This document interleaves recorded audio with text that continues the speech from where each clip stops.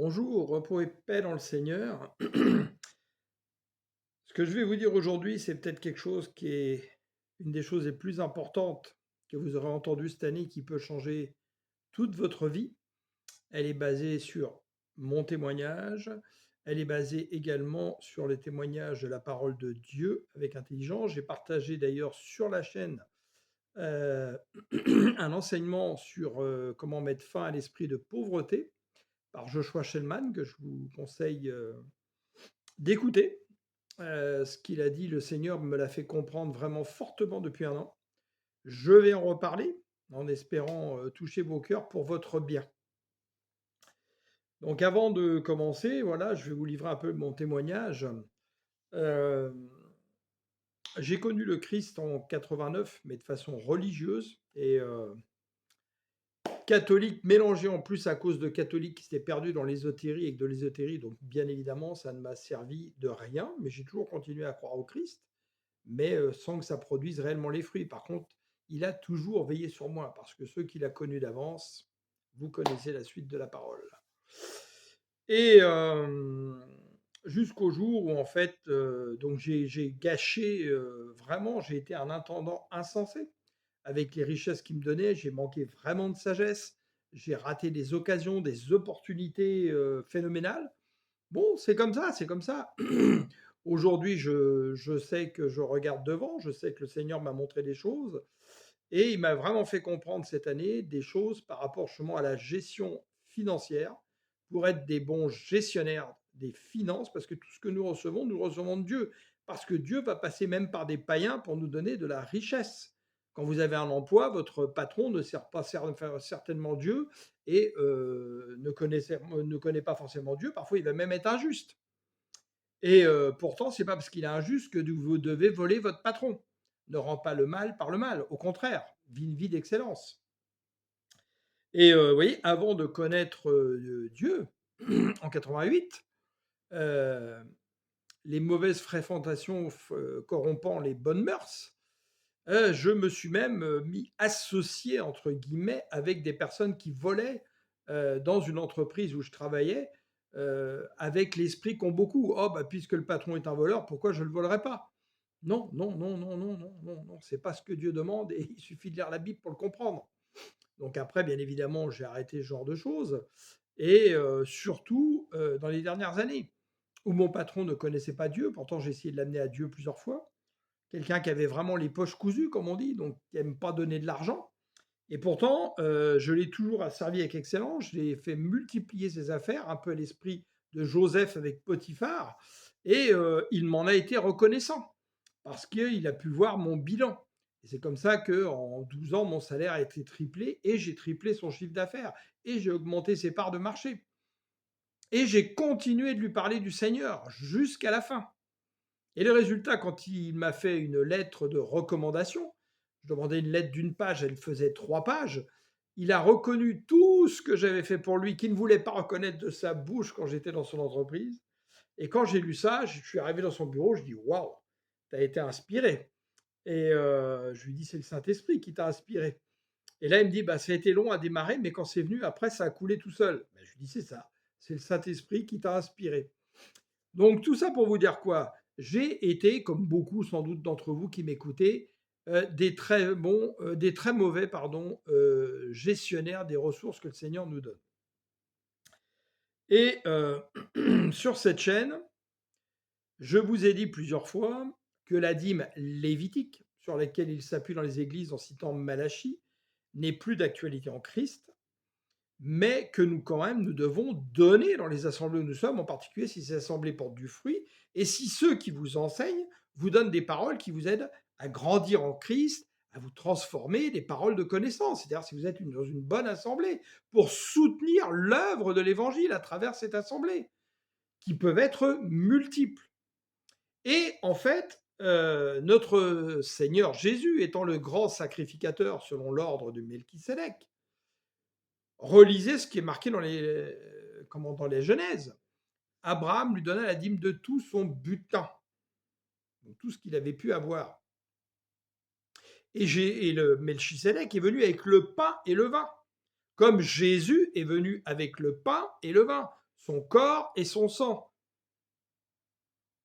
C'était une préfiguration de Christ. Mais aujourd'hui en Christ, et nous allons le voir après, on en a parlé l'autre jour, la dîme de Melchisédek va se générer sous une autre façon en tant qu'enfant de Dieu en Christ, sous des offrandes généreuses de bon cœur, mais qui doivent demeurer quelque part une offrande sacrificielle, une offrande qui vous coûte. Je prends n'importe quel exemple. Vous avez 5 000 € en réserve. Vous êtes touché par quelque chose, par un message qui change votre vie, qui vous éclaire, etc. Quelque chose vraiment de puissant. Si vous donnez 30 €, vous croyez que c'est une offrande sacrificielle ou vous donnez juste votre superflu? Si vous avez 50 € sur votre compte, vous donnez 5 €, est-ce que c'est une offrande sacrificielle? Est-ce qu'il fallait mieux pas donner 40 ou 45 € en comptant sur Dieu pour multiplier ce que vous n'avez pas aujourd'hui? C'est comme ça que ça marche avec le Seigneur, parce que c'est la foi. Vous appelez aux choses que vous ne voyez pas à la manifestation par votre foi et par des offrandes sacrificielles pour que le témoignage de Christ dans la vérité se multiplie. Donc je vous ai dit plusieurs fois sur cette chaîne depuis un an que le Seigneur nous appelle, moi et ma femme qui est servante de l'Éternel aussi, à aller dans un autre pays, à faire des choses qui vont nécessiter des ressources financières, euh, qui seraient considérées comme petites pour certains, mais importantes pour la plupart d'entre nous. Et nous ne recevons rien. Je vous le dis, vous vous faites du tort à vous-même, parce que rien n'est caché devant Dieu. Et pourtant, certains m'ont témoigné que j'ai fait des enseignements qui les a bouleversés, qui a changé leur vie, qui leur a fait comprendre des choses. Donc Dieu est passé par ma bouche, c'est pas moi, c'est Jésus, le Saint-Esprit. Dieu est passé par ma bouche pour vous faire du bien. Et la parole dit bien que ceux qui vous enseignent et qui vous font du bien, donnez une part de tous vos biens à ceux qui vous enseignent. Et ça, on ne parle pas de dîme. Une offrande de bon cœur et généreuse, on va le voir, mais appuyez sur la parole pour comprendre les choses. Alors vous voyez, dans ce pays où le Seigneur va nous envoyer, qui est grand, des milliers de kilomètres, en largeur, en longueur, le Seigneur nous a montré, dans des visions par exemple, que nous allons aller, à un moment donné, prêcher à travers tout le pays, comme une assemblée mobile. On va se déplacer avec un camion, un semi-remorque, avec du matériel, passer de ville en ville. Vous voyez ce que ça coûte? Rien que la location ou l'achat du semi-remorque, par exemple. C'est pas pour tout de suite, mais ça va se faire. Il y a d'autres choses qui vont se faire entre-temps. On va réaliser des films, dont certains longs métrages. Servante de l'Éternel a un passé où elle a été dans le cinéma, en tant qu'actrice, réalisatrice, etc. Et elle a toujours été servante de l'Éternel. Donc moi, j'ai aussi réalisé des courts-métrages à l'époque. Vous voyez, le Seigneur ne fait rien au hasard quand il met les gens ensemble et puis par rapport à ce qu'il a besoin. On va devoir produire aussi de la musique. Il nous a donné déjà des chants inspirés par le Saint-Esprit en sortant à la table du Seigneur, que nous avons écrits en français, en anglais.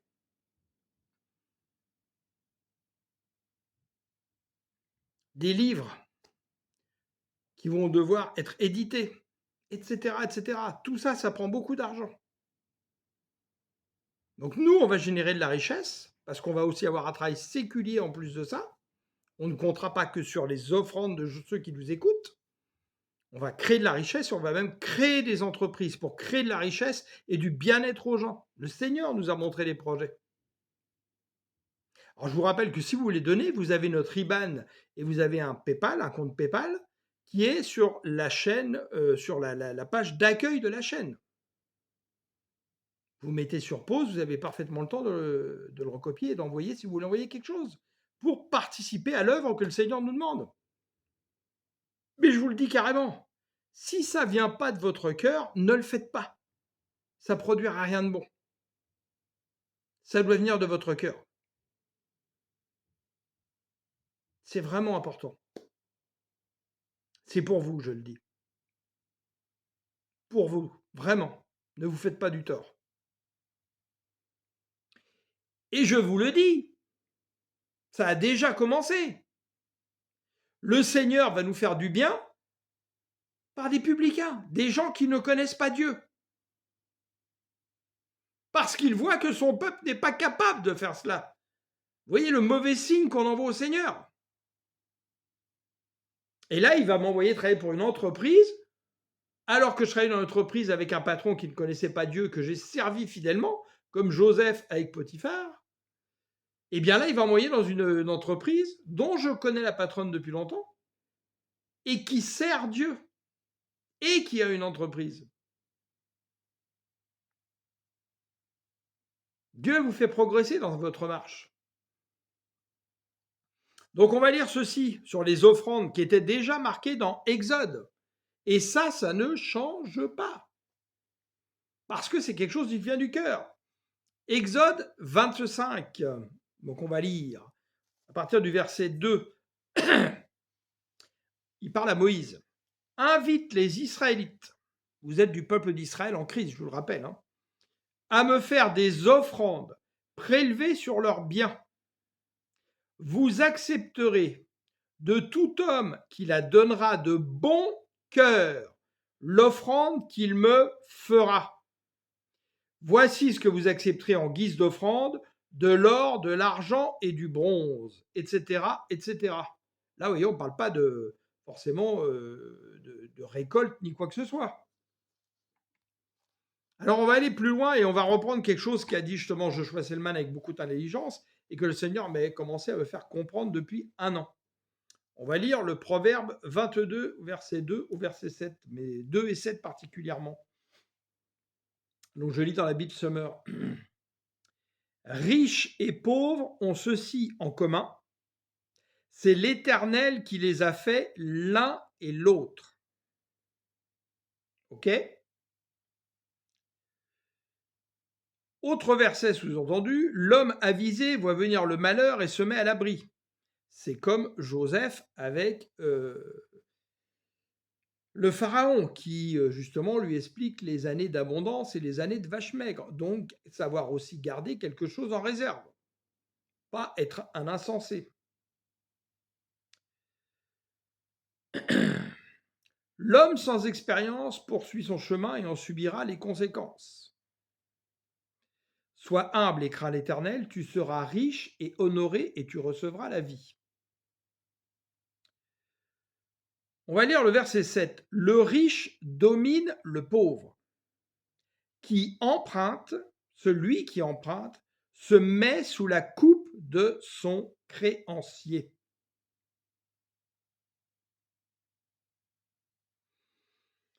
Qui a créé justement tout ce système d'endettement et particulièrement qui s'est accéléré à partir de la Seconde Guerre mondiale et après à partir des années 70-80? Ce sont toutes les grandes banques, ceux qui se disent juifs mais qui ne le sont pas et qui sont une synagogue de Satan et qui ont fait bien d'autres choses terribles bien avant. Pour justement mener une société d'endettement et qui font élire des présidents qui sont devenus des VRP de la dette pour que la nation soit endettée et que la nation n'ait aucune possibilité de faire quoi que ce soit et qu'elle soit sous la coupe de son créancier, qui sont les 5 grandes banques connues, dont Rothschild, Morgan et compagnie.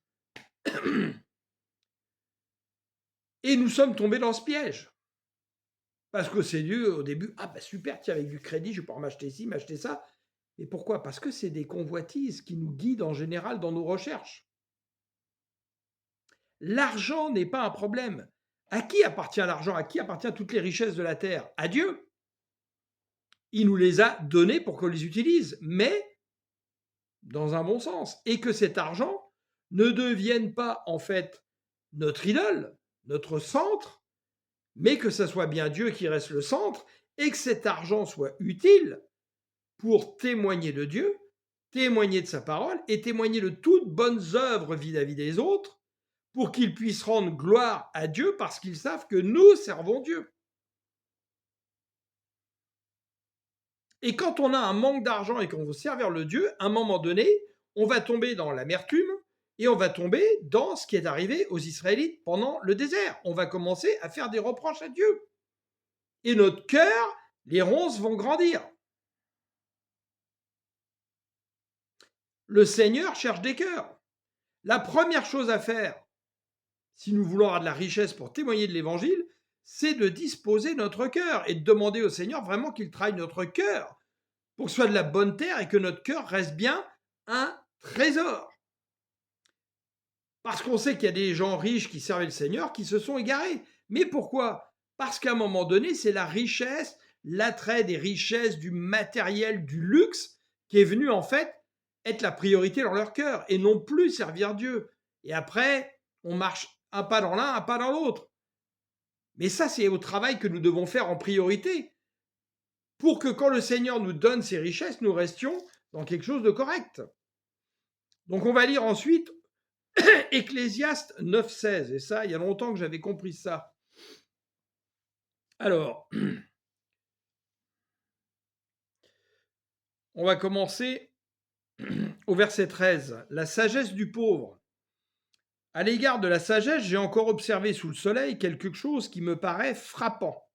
Il y avait une petite ville n'ayant que peu d'habitants. Un roi puissant marcha contre elle, l'assiégea et dressa contre elle des travaux de siège considérables. Dans la ville se trouvait un homme pauvre mais sage, qui aurait pu sauver la ville grâce à sa sagesse. La sagesse n'est pas liée ni à la pauvreté ni à la richesse. C'est un élément. Et elle vient de Dieu, la vraie sagesse. Mais personne ne pensa à cet homme pauvre. Pourquoi? Parce qu'il était pauvre. Alors je me suis dit, la sagesse vaut mieux que la force, mais la sagesse du pauvre est méprisée et ses paroles ne sont pas écoutées. Et pourquoi elles ne sont pas écoutées? Parce qu'il n'avait pas moyen de faire entendre sa bouche ni sa sagesse. Vous pouvez être un homme de Dieu parfaitement sage, etc. Si vous manquez de richesse, votre message ne sera que peu entendu. Il va falloir pouvoir développer ce moyen. C'est ce qu'a fait comprendre Dieu d'ailleurs à Andrew Wommack qui est partagé là-dessus et qui est quelqu'un qui continue à vivre dans la simplicité. Il ne roule pas en Rolls-Royce, il roule dans un pick-up Ford F100. F-150, c'est le véhicule le plus vendu aux États-Unis, la 4L américaine. Donc l'argent, qu'est-ce qu'il en fait? Il le multiplie dans des choses médiatiques, dans des journaux, pour pouvoir aujourd'hui avoir une couverture médiatique dans le monde qui est énorme, peut-être une des plus grandes. Et nous donnant en plus des enseignements avec une grande intelligence. Alors revenons justement sur le riche, parce qu'il y a des choses parfois, et moi le premier, où je commence seulement à être éclairé par le Seigneur à cause de ça, à cause de ce qu'il me dit. On va lire Matthieu 19, à partir du verset 23. On va commencer au verset 20 pour le mettre dans le contexte. Même un peu avant. On va commencer au verset 16. Alors un homme s'approcha de lui, donc de Christ, et lui dit, Maître, que dois-je faire de bon pour avoir la vie éternelle? Pourquoi m'interroges-tu sur ce qui est bon? Lui répondit Jésus. Un seul est bon. Si tu veux entrer dans la vie, applique les commandements. Lesquels? Demanda l'homme. Eh bien, répondit Jésus, tu ne commettras pas de meurtre, tu ne commettras pas d'adultère, tu ne commettras pas de vol, tu ne porteras pas de faux témoignages, honore ton père et ta mère, tu aimeras ton prochain comme toi-même. Tout cela, lui dit le jeune homme, je l'ai appliqué. Que me manque-t-il encore? Jésus lui répondit, si tu veux être parfait, va vendre tes biens, distribue le produit de la vente aux pauvres, et tu auras un trésor dans le ciel. Puis viens et suis-moi. En fait, le Seigneur est en train de venir le tester. Il vient tester son cœur. Quand il entendit cela, le jeune homme s'en alla tout triste car il était très riche. Donc en fait, pourquoi? Parce que ça veut dire qu'il s'était beaucoup plus attaché à ses biens qu'à Christ. C'est pas pour ça que Christ lui aurait forcément demandé de tout vendre. Là, c'est un test. Et beaucoup en ont considéré que si tu possèdes des choses, tu ne peux pas servir le Seigneur. C'est faux. Ça, c'est un manque d'intelligence de la connaissance de la parole. Alors écoutez bien, Jésus dit à ses disciples, vraiment, je vous l'assure, dans d'autres traductions, en vérité, c'est la même chose que vraiment. Vraiment, ça veut dire qu'on vient appuyer les choses. Il est difficile, regardez, il n'a pas dit il est impossible à un riche d'entrer dans le royaume. Il a dit il est difficile à un riche d'entrer dans le royaume des cieux. Oui, j'insiste, il est plus facile à un chameau de passer par le trou d'une aiguille qu'à un riche d'entrer le royaume des cieux. Écoutez bien, en attendant cela, les disciples furent très étonnés et demandèrent, mais alors, qui donc peut être sauvé? Jésus les regarda et leur dit, cela est impossible aux hommes, mais à Dieu, tout est possible. Donc là, qu'est-ce qu'il nous montre? Il nous montre que quand on est très riche, on a, à cause de notre côté charnel, un gros risque de mettre l'argent comme une idole au lieu d'être un moyen et une semence. Mais il n'est pas en train de dire que c'est impossible. C'est même recommandable. Parce que comment Satan répand son règne sur la terre? Grâce à l'argent avec des gens corrompus. Et il vient corrompre, il vient donner des pots de vin. C'est ce qui se passe avec nos politiques, les grandes entreprises qui achètent des marchés par des pots de vin, etc. Mais nous, le Seigneur ne nous demande pas de travailler comme ça avec l'argent. Mais on a besoin de cet argent. Il faut bien le comprendre. Hein. Alors, qu'est-ce qu'on peut lire encore qu'on a parlé l'autre jour? Sur les offrandes, 2 Corinthiens 8, de la 9 à 14. Car vous savez comment notre Seigneur Jésus le Christ a manifesté sa grâce envers vous, lui qui était riche. Et pourtant, il ne l'a pas manifesté à travers sa vie de Jésus le Nazaréen. Pourtant, il était riche. Et il s'est fait pauvre pour vous, afin que par sa pauvreté, vous soyez enrichis par la connaissance de sa parole et la bonne nouvelle qu'il venait apporter. C'est donc un simple avis que je vous donne, et c'est ce qui vous convient. En effet, écoutez bien, vous n'avez pas été les premiers, dès l'an dernier, non seulement à agir, mais à prendre l'initiative de ce projet. Quand on prend une initiative, c'est quelque chose qui vient de bon cœur. Elle n'est pas soumise. Une dîme est soumise. Donner 10%, c'est comme une loi. Mais une offrande de bon cœur, elle vient, c'est pas une loi. Et au contraire, elle devrait surpasser la loi. Qu'est-ce que dit Jésus quand il dit que si notre justice ne surpasse pas celle des pharisiens? Ayons de l'intelligence pour comprendre tout ça qui se met et qui forme un puzzle et où on peut en voir l'image. Achevez donc à présent de le réaliser, donc le projet qu'ils ont mis à l'initiative, menez-le à terme selon vos moyens, avec le même empressement que vous avez mis à le décider. Parce que parfois on se dit, oh, on va donner ça, puis en fait, ah oui, mais mince, comment je paye mon loyer? Est-ce que je vais avoir assez pour manger là? Et ah, puis j'ai de l'essence à la voiture. Et le projet, c'est fini. On a fait un vœu pour Dieu dans notre cœur, mais c'est fini. Lorsqu'on donne de bon cœur, Dieu accepte ce don en tenant compte de ce que l'on a et non de ce que l'on n'a pas. Il n'est pas question de vous réduire vous-même à l'extrémité pour que d'autres soient soulagés. Il s'agit simplement de suivre le principe de l'égalité. Dans la circonstance présente, par votre superflu, vous pouvez venir en aide à ceux qui sont dans le besoin. Aussi, par leur superflu, ils pourront un jour subvenir à vos besoins. Ainsi s'établit l'égalité suivant cette parole de l'Écriture.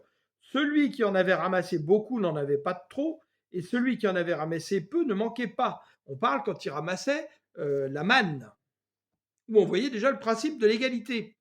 Alors le superflu, qu'est-ce que c'est? C'est ça qu'il faut savoir. Le lendemain prendra soin de lui-même.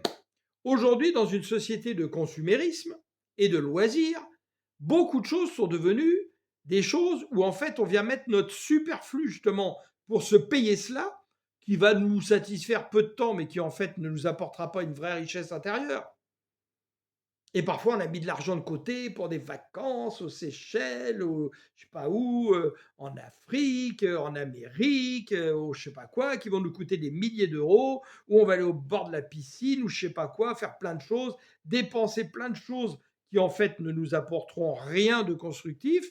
Et peut-être que cet argent, bah, on aurait mieux fait d'en sacrifier une part pour justement permettre que l'évangile soit produit davantage par la bouche d'enseignants qui nous enseignent avec dans la vérité et par des paroles de connaissance. On va continuer justement. Que nous dit Matthieu 25, de 24 à 29.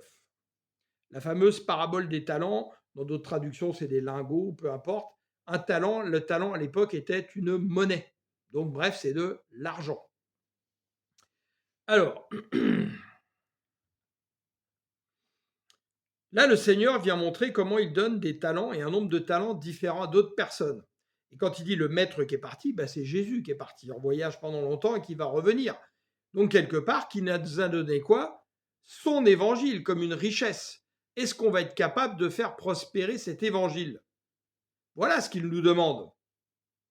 Est-ce qu'on va être capable de le faire fructifier, cet évangile? C'est ça la parabole des talents. Mais là, justement, il faut comprendre la parabole. Il va l'utiliser avec des choses qu'on connaît, l'argent. Et au verset 24, qu'est-ce qu'il va dire?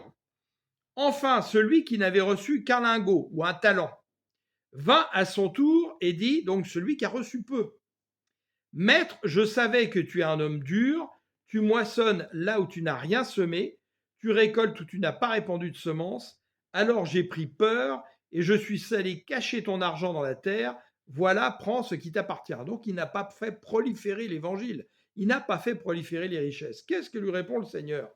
C'est une parabole. Mais son maître lui répondit, vaut rien, fainéant. Tu savais que je moissonne là où je n'ai rien semé et que je récolte là où je n'ai pas répandu de semences. Eh bien, tu aurais dû placer mon argent chez les banquiers et à mon retour, j'en aurais récupéré le capital et les intérêts. Or, le Seigneur, justement, ne demande pas l'usure, justement, les intérêts, etc. Donc, pourquoi il prend ça, cet exemple? Pour montrer que, justement, des gens qui, justement, font des choses contraires à Dieu, et qui vénèrent l'argent sont plus intelligents pour faire fructifier les choses, plus habiles que nous qui servons le Seigneur avec son évangile. C'est ce qui est dit dans un autre verset où justement on voit un serviteur inique qui va traficoter pour récupérer des choses et où le Seigneur est stupéfait de voir son habileté à gérer les richesses iniques et qu'il nous dit justement de nous faire des amis avec des richesses injustes. Et comment pourra-t-on nous confier les vraies richesses si on n'est pas capable de gérer déjà les richesses toutes petites, faibles, etc. Tout ça, c'est lié. Ça prouve bien que le Seigneur nous demande justement d'utiliser de la richesse pour faire fructifier son évangile. Comment on va pouvoir faire fructifier son évangile si on n'a pas les moyens de créer un site web aujourd'hui parce que c'est un moyen de communication, de pouvoir payer des billets d'avion, des hôtels pour aller là où le Seigneur va nous demander, de pouvoir voyager, etc. à travers le pays. Comment on va faire si on n'a pas d'argent? Je vous le demande. Et quand on parle des offrandes qui doivent être sacrificielles, donc de vous coûter quelque chose, mais de le donner de bon cœur. Qu'est-ce qu'on voit dans Luc 21 qui est marqué la vraie générosité? En regardant autour de lui, Jésus vit des riches qui mettaient leurs dons dans le tronc. Si vous avez, je ne sais pas, 1500, 2000 euros par mois, à côté de quelqu'un qui gagne 500 euros, vous êtes un riche. Il faut bien comprendre ce que veut dire riche. Si vous avez 15 000 à côté de quelque chose qui a 3 000, vous êtes riche par rapport à lui. C'est une question de valeur. Il aperçut une pauvre veuve qui glissait 2 petites pièces. Donc parfois, vous allez donner peut-être 300 euros, mais c'est ces 2 petites pièces par rapport à un riche qui a 200 000 euros et qui va donner une offrande de 1 000 euros. C'est une question d'échelle de valeur. En vérité, je vous l'assure, cette pauvre veuve a donné bien plus que tous les autres, car tous ces gens ont seulement donné de leur superflu, c'est-à-dire que ça ne leur a rien coûté. Et avec le Seigneur, en toute chose, il faut que ça vous coûte quelque chose. Quand vous donnez votre cœur au Seigneur, ça vous coûte quelque chose. Sinon, vous pourriez vivre comme un païen, continuer à vivre que les choses du monde, etc. Et là, ça ne vous coûte rien. Tout doit coûter quand on donne quelque chose pour le Seigneur. Mais elle a pris son nécessaire et a donné tout ce qu'elle avait pour vivre. Ça ne nous est pas dit là. Mais peut-être que le Seigneur, et certainement, a fait quelque chose pour elle derrière, vous voyez? Donc, j'espère que vous aurez compris ce témoignage pour votre bien, parce que le Seigneur me l'a vraiment enseigné depuis un an, et de ne pas confondre tout et de mélanger tout. Mais je vous le dis en vérité, le Seigneur me l'a montré. Sur cette chaîne, vous n'avez fait preuve que de très très peu de générosité, alors mais vraiment minime. Et des frères qui ne sont pas abonnés sur cette chaîne, que je connais personnellement, qui n'ont pas des gros moyens, m'ont totalement surpris par leur générosité. Et ils ne sont pas dans le manque, parce que résultat, Dieu pourvoit pour eux. Dont un frère qui a été béni, il devrait être mort au moins 3 fois. Et il est vivant, ce qui la science ne peut même pas comprendre. Il est plus en santé que certaines personnes qui sont en santé, alors qu'il a fait plusieurs infarctus, plusieurs AVC massifs, une dégénérescence du cerveau à cause de l'AVC. Et pourtant, il a toutes ses facultés. Et cet homme-là, généreux, m'a surpris. Puissiez-vous être trouvé comme cet homme, parce que vous vous faites du tort, croyez-moi. Dieu va devoir passer par des publicains pour faire continuer l'œuvre de Dieu. Il ne peut pas compter sur les siens. Voilà le message que nous lui envoyons. Et j'ai été trouvé moi-même comme ça avant, il y a longtemps. Et j'ai vu à chaque fois que j'ai fait des offrandes sacrificielles que le Seigneur a fait des choses pour moi.